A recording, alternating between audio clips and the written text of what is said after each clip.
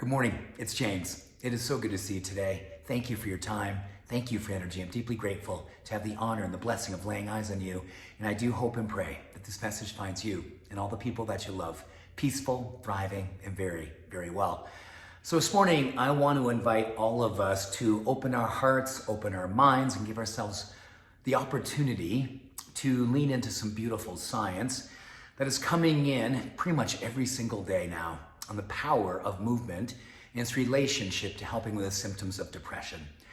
You know, when I was a little boy, I remember going through a dark time when I was about 12 years old. Didn't know it was depression, but I'm certainly looking back and knowing it certainly was depression. And I was home from school that day because I didn't have the desire to go to school, and I was really insecure and going through a dark time. And LaLanne came onto the television that morning, my one channel I got growing up in Vermont, and he said this. He said, all motion creates positive emotion. I guess at age 12, that was hard for me to fully wrap my mind around, but I remember listening to that going, you know, and I thought to myself, yeah, when I'm outside playing, I tend to feel better. And now today, and I'm certainly have been through my paces as an adult, I've never ever not felt better coming back after a walk. Not cured, but feeling better. I've never felt better, never not felt better coming out of an exercise experience, whether it was yoga, weightlifting, any kind of movement. It always seemed to give me a sense of hope, a sense of inspiration, a sense of empowerment. And some really good research that I'm going to read to you right here coming out of the British Medical Journal, which is basically doing a meta-analysis, which is really something because studies show today that over 300 million people across the world suffer from depression, and nearly 20 million people here in the US suffer from depression. Studies show that there are 3 types of exercise that have been shown to be clinically proven to really help us when we're suffering with depression. Really help to move the needle, help us to feel that sense of possibility, that sense of hope, that sense of optimism about who we are and what's possible in life, and just about life in general. And the 3 things are walking, yoga, and strength training.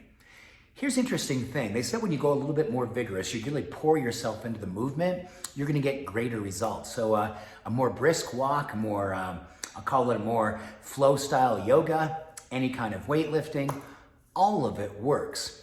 The clinicians also went on, who are doing the study, to say that, but don't choose the one that is the best according to research. Choose the one that you're most likely to do. That's a really important distinction. And what's beautiful, when they looked at all of the different exercises, yoga was shown to be the most empowering, shown to be the most helpful when it comes to lowering symptoms of depression. All kinds of reasons why, but I think breathing has had lots to do with that. Just a sense of being in the moment, being present has a lot to do with that. And I think for today, what I'd love all of us to do is, if you already exercise, maybe lean into that experience a little bit more. If you're going through a state of depression, if you're in a state of depression, this is an opportunity, I think, to not only ask yourself, what would you be open to doing based on what we're learning today? And can you find someone who you know also may be in a dark place? Can you ask them to go for a walk? Can you maybe do a FaceTime, do some yoga together? You know, the community opportunity within movement and mental health is so beautiful. It's so opportunistic right now. I love building bridges with movement. Myself, you know what? I don't think I've missed an exercise day. Oh my gosh. I mean, maybe when I've been really, really sick or really, really in a bad place.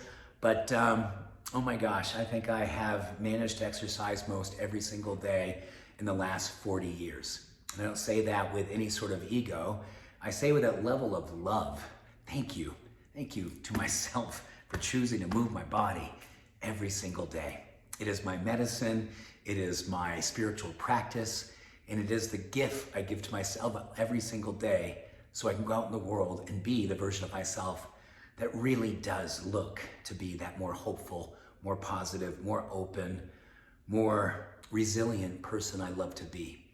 So I'm encouraging you and all the people that you love, take this information and put it to work. All motion creates positive emotion.